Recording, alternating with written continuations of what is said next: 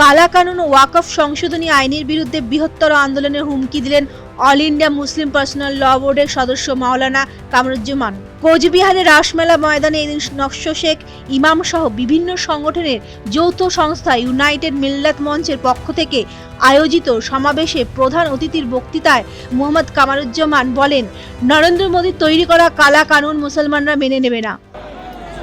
আজকে আমরা এখানে এসেছি নরেন্দ্র মোদী এবং অমিত শাহের ষড়যন্ত্রের শিকার হয়ে। কি সেই ষড়যন্ত্র? না, মসজিদের জায়গা কেড়ে নিতে হবে।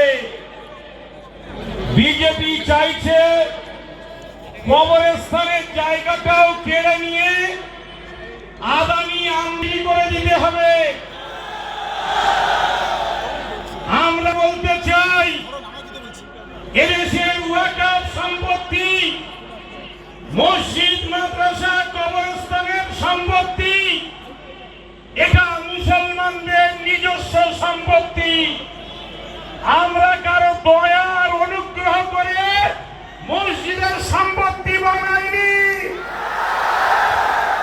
তাই আজকের মসজিদ, মাদ্রাসা, কবরস্থানের সম্পত্তি যত কালা কানুন পার্লামেন্টে বসে তোমরা ক্ষমতা দেখিয়ে, সংখ্যাগরিষ্ঠতা দেখিয়ে তৈরি করো না কেন, আমাদের সম্পত্তি তোমরা কিন্তু কেড়ে নিতে পারবে না।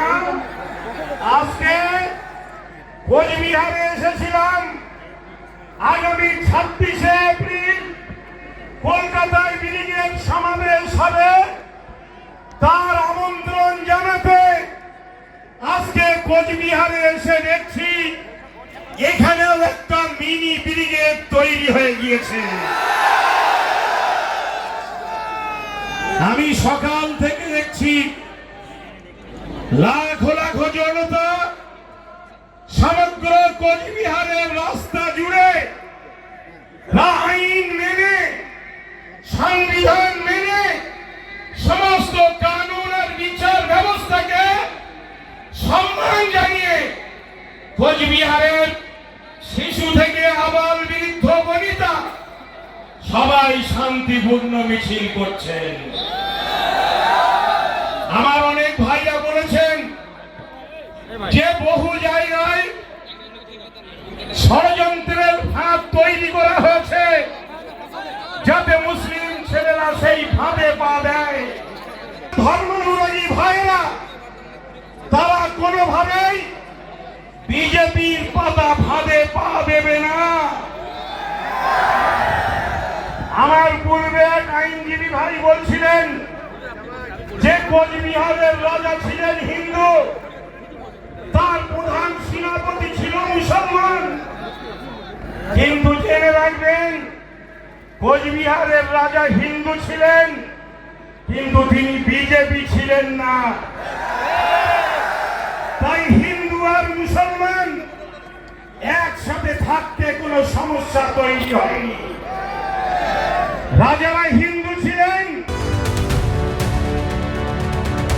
দেশ জুড়ে আন্দোলন চলবে। কোচবিহার শহরে আজ সেই আন্দোলনের কোয়ার্টার ফাইনাল হলো। 26শে এপ্রিল শনিবার কলকাতা ব্রিগেড ময়দানে হবে সেমিফাইনাল আন্দোলন, আর ফাইনাল আন্দোলন হবে দিল্লিতে। সমাবেশে অন্যদের মধ্যে বক্তব্য রাখেন ইউনাইটেড মিল্লাত মঞ্চ সাধারণ সম্পাদক, পশ্চিমবঙ্গ নকশ শেখ ডেভেলপমেন্ট বোর্ডের ভাইস চেয়ারম্যান আমিনুল হক, ইউনাইটেড মিল্লাত মঞ্চের সভাপতি হাফেজ মহসিন আলী, মোহাম্মদ মহিউদ্দিন, শামীমা আক্তার, আহসান উল আলম সরকার, মোহাম্মদ নাসিরউদ্দিন প্রমুখ। জেলার বিভিন্ন এলাকা থেকে হাজার হাজার মানুষ মিছিল করে শহরে প্রবেশ করেন। শেষ পর্যন্ত চূড়ান্ত শান্তিপূর্ণভাবে সমাপ্ত হয় সমাবেশ। পূবের কলম ডিজিটাল ডেস্ক।